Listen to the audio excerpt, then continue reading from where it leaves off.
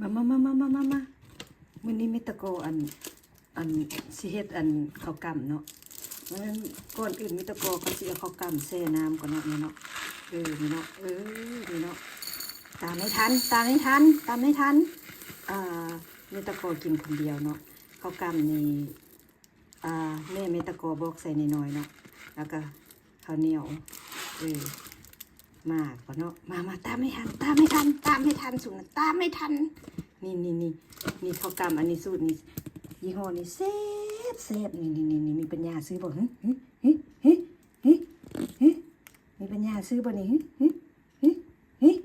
นี่สูตรนี้เด้อเพราะว่าเขาใส่น้อยๆมันก็กำแล้วเนาะเขามาใส่น้ำเนาะมานี่ก็คือคนบางคนคือสิบ่มีปัญญาซื้อเนาะไปเสียเงินอันคาสิโนเนาะมา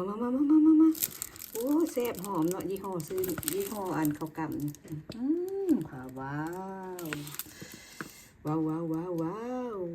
ตามไม่ทันหลังจากมิตรกอเอาเส้นน้ำประมาณ5 นาทีแล้วเนาะมันก็สิขึ้นเป็นน้ำกำออกมานะแล้วมิตรกอก็สิเอาซาวใส่อันกับข้าวเหนียว